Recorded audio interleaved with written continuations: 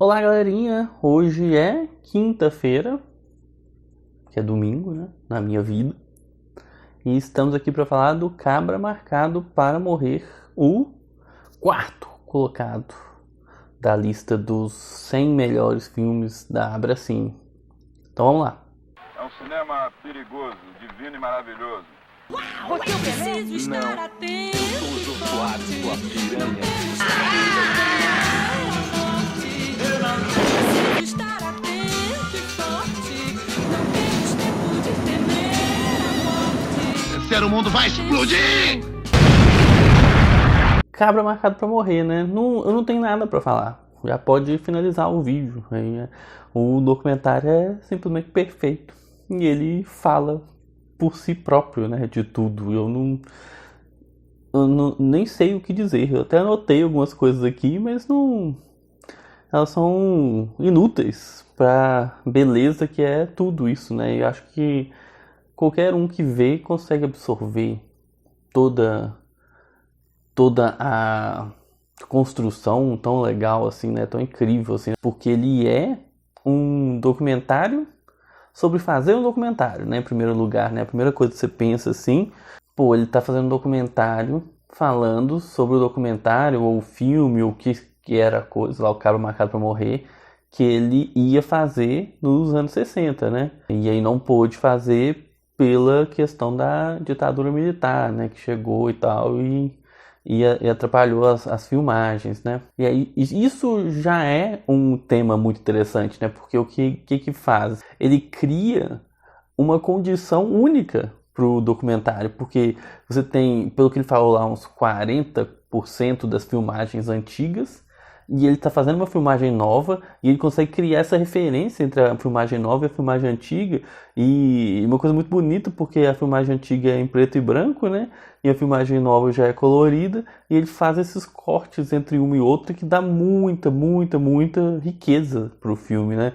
É um negócio muito bonito, assim, de você ver a Elizabeth falando alguma coisa sobre uma pessoa ou um outro dos personagens lá falando alguma coisa e aí referenciar ele mesmo no passado ali, né, no preto e branco, assim, mais jovem, né? Tanto que é uma das coisas que o pessoal mais gostou quando ele colocou o filme para passar lá para as pessoas que participaram, ver elas mesmo 17 anos mais jovens, né? E essa questão dele ser um filme falando sobre o próprio filme é muito rica, né?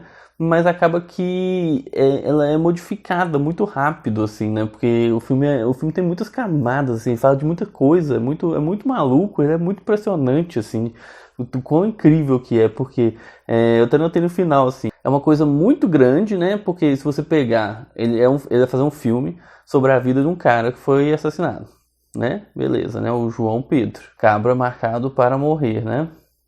E aí, beleza. Ele vai fazer esse filme que vai falar sobre a luta do João Pedro, né?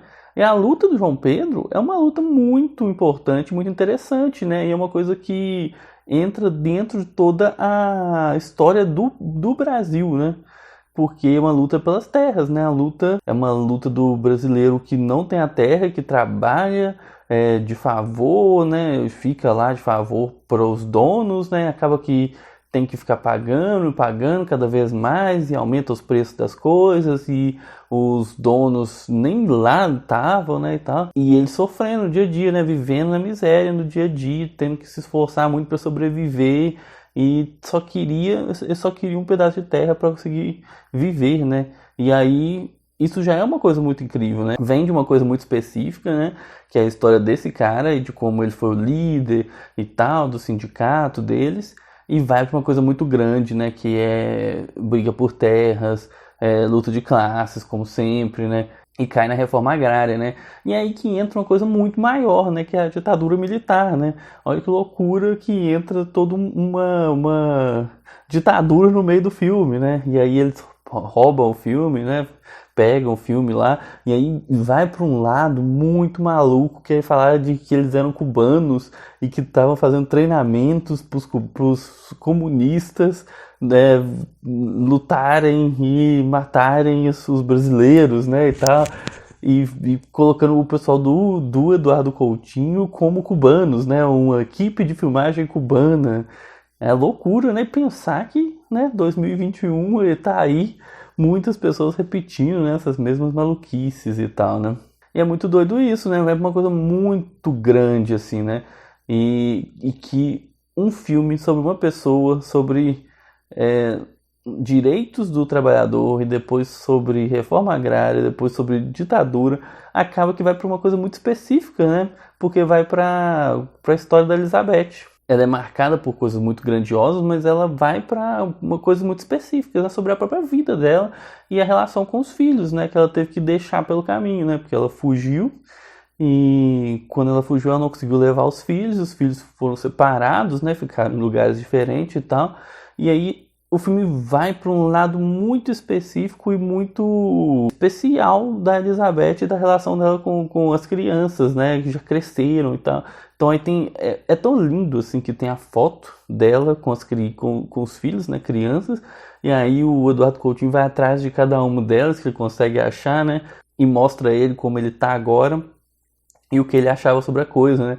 E é tão interessante que é uma coisa tão forte assim, né, do pai lutando pelos direitos dos trabalhadores depois da ditadura militar, fazendo com que a Elizabeth tenha que fugir, né, e aí cai para o filho ter ou não ressentimento dela ter abandonado eles, né? Sendo que era uma situação tão forte, tão difícil, tão gigantesca, né? Que cai para uma especificidade dessa de um sentimento, né?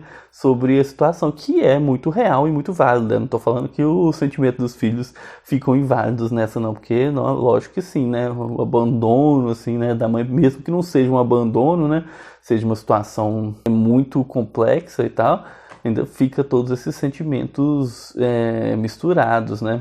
E é muito interessante também pensar nessa questão de que o cara foi assassinado porque ele lutava pelos direitos dos trabalhadores, né? Foi assassinado por policiais, foi metralhado quando estava dirigindo um carro, e isso acontece nos anos de hoje ainda, né? É um negócio muito maluco, assim, né? Tanto que a própria Elizabeth, ela fala no final, né? Na época dela, né? Que era na época lá das filmagens, que foi anos 80 e tal, falando que a necessidade continua, né? A mesma necessidade de luta, que as pessoas vivem por salários de miséria e de fome, né? E a gente vê, né? 2020, 2021, esses mesmos temas, né? Voltando, essas necessidades malucas de sempre retirar direitos do povo, né, e tal. E parece que, né, o Brasil vive um ciclo, né? A gente tava falando dos outros filmes antes, né, do povo brasileiro, de coisas que fizeram nos anos 40, né? O livro Vida Seca dos anos 40, né, filmado em 60 e tal, falando dessas questões dessa época.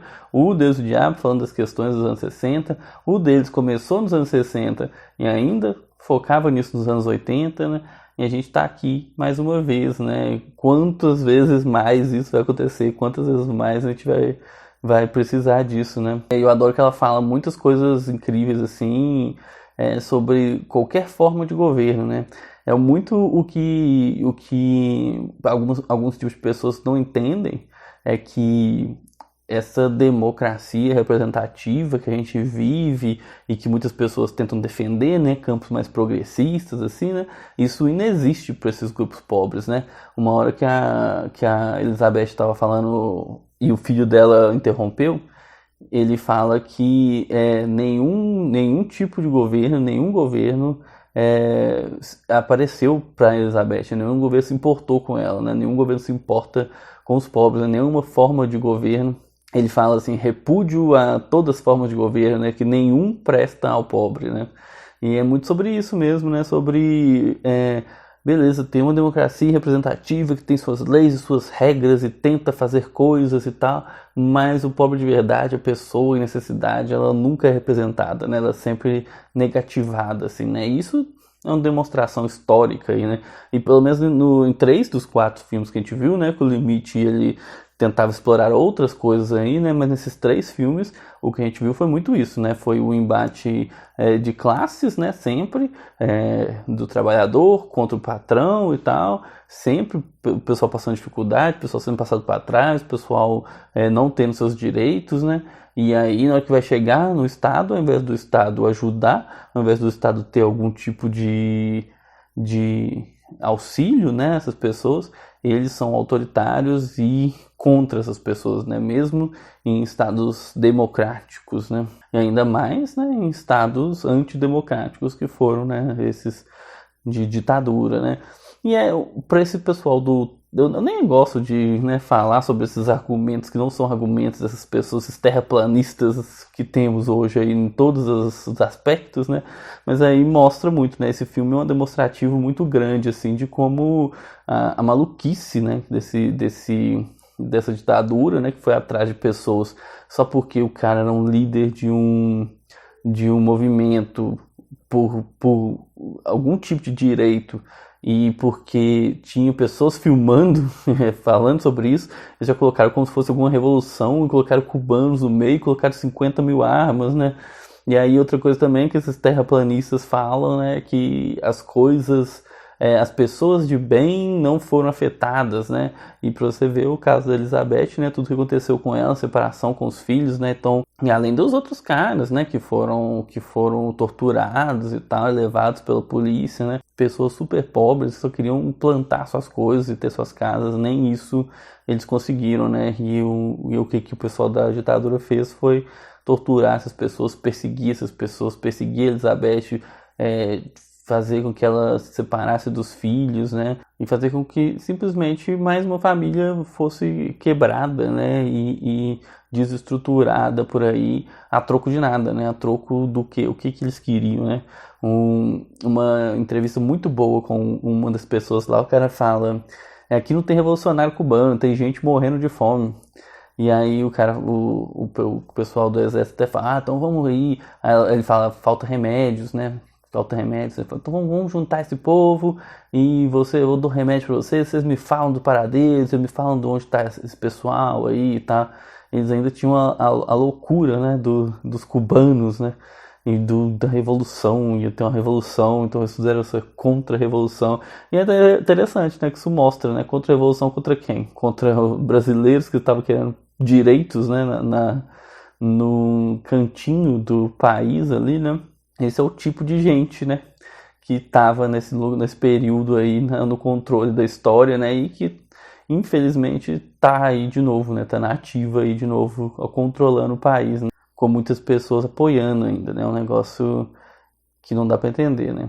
Eu acho que é isso, eu acho que esse não tem muita coisa pra falar, assim, não, sabe? Porque é muito um documentário autoexplicativo, é um filme mais novo, né? Então ele acaba já tendo todas as técnicas e formatos bem modernos, entre aspas, assim, do cinema, então acaba que é apenas uma obra perfeita, assim, né? Um documentário perfeito, e ele serve, você tem que, né, assistir e sentir suas coisas, né? Eu não acho que necessita de muitas explicações, não, né? Eu acho que é uma obra que se preenche, assim, né? Muito, muito bonita, muito bem feita, com personagens maravilhosos, né? Uma história linda que se entrelaça de forma absurda à história do próprio país, né? De momentos incríveis, assim, né? De lutas populares, para onde foi, né?